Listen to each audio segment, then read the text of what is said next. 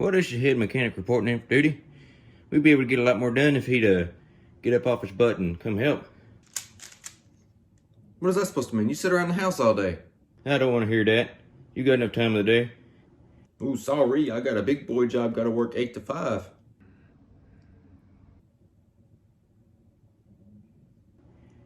I don't care. I get paid by the hour. All right, fine. Welcome everyone to Hayfield Garage, episode 8. Today's episode is beautiful outside, so I'll push the truck out so we can do some tinkering out there. Today's episode, we're going to be just doing some miscellaneous stuff.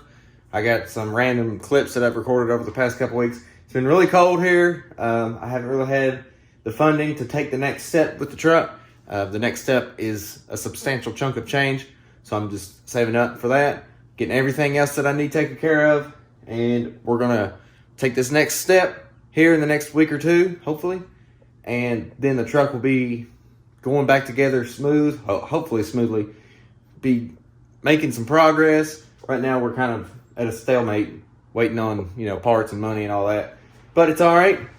We're going to make the best of it. We're going to do some tinkering, just some random stuff, and get it ready to go. So let's get to it. So part of the whole thing that we're doing here is we're just upgrading everything, pretty much, more or less. That means we're upgrading the fuel system. Now I've got all the fuel parts, all the fuel lines, and the pump, the new pump, everything already here. All we have to do is just rip everything out and start building new. I've been wanting to do this outside, so I don't sink the garage up because there's still quite a bit of gas in the fuel cell. And I'm just gonna, everything's gonna be new. It's gonna be better. It's gonna be bigger fuel lines, a bigger fuel pump, and just, freshen up, make room for a lot more horsepower. As stated before, the truck's been kind of a catch-all storage unit, trash can, so please ignore the mess. All right, so you're wondering about the fuel system. We've got some -8 braided hose, some fittings, a fuel filter. Some of this stuff came from eBay, which is fine.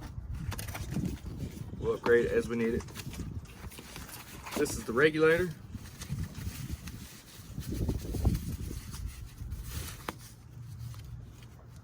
Regulator. I'll do all right. We ain't going super high horsepower, so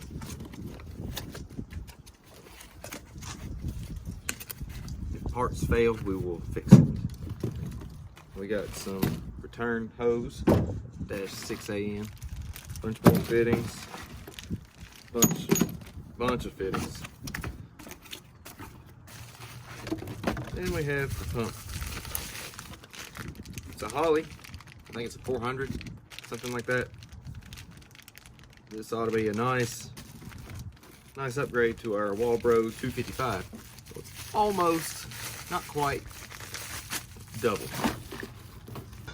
All this rubber hose right here, it's gonna be done upright. All these extra wires that aren't being used for the, I think these were the trailer lights, because the truck came equipped with that, it's gonna be taken out. And this cross member here is more than likely gonna be removed, because mainly, oh wow, it's gotten worse.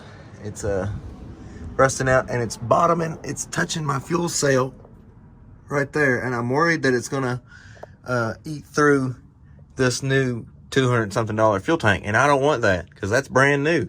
That'd be good right there, surely. Man, I don't really want to do this.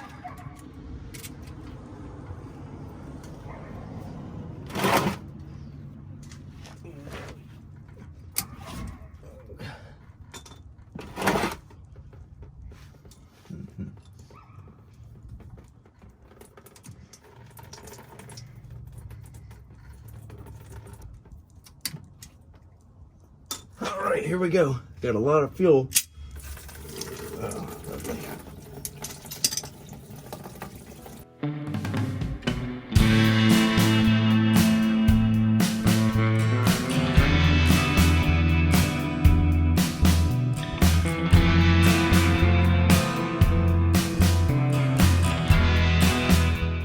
All right, we got the fuel cell out. We're gonna have to take the notch this right here. It's rubbing a hole in the bottom of my fuel cell.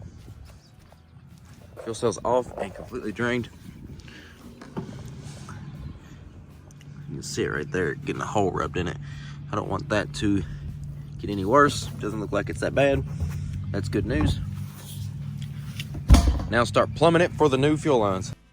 All right, we're gonna do a quick unboxing of the package that I have been waiting for a little bit. A little makeshift knife. It's a box inside of a box. I about dropped it. This is all that you need to see to know what it is. Destruction manual. See, it says right there, destructions. It's gonna come in handy because I don't know what I'm doing. Oh man, I ain't never had nothing this nice. How's this thing work? I'm not gonna lie, I don't know how to use this thing. Super pleased with that. That is cable. Alright. A little bit of stickers. All the hardware that we'll need.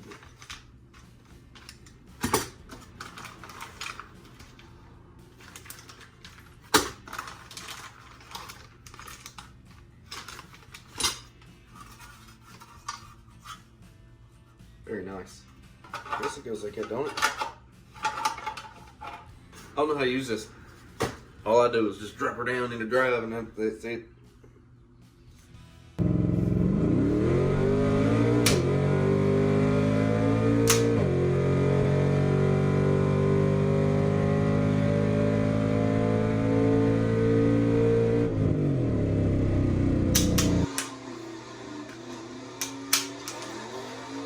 Alright, so I think I got it figured out. It had the wrong gate in it. It's got the correct one in it now, I believe. So I'm just trying to figure this out myself. Park, reverse, neutral, first, second, third.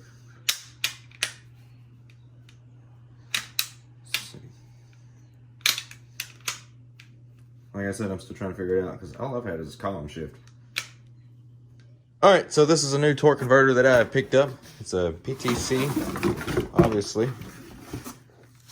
It is a 10-inch converter. I bought it used from a buddy. He's got a S10, pretty nasty ass S10. This is a 3500 stall with the anti-ballooning. It's a nitrous converter. He spec'd it out for his truck, and at the time it was a 3,100 pound S10 with 14 gears on anything from a 150 to a 300 shot. And I said, well, dude, you just pretty much described my truck, so I'll take it. And I got a good deal on it, I think.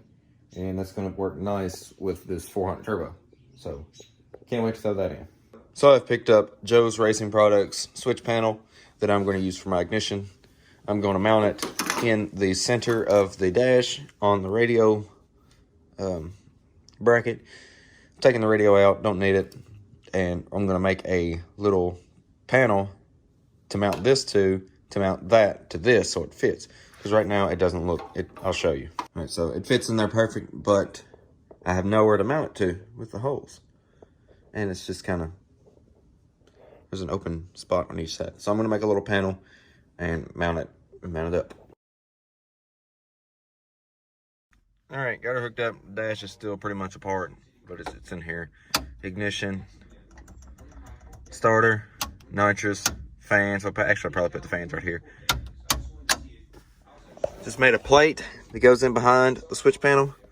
Bolted the switch panel to the plate, and then bolted the plate to the radio mount. I like it.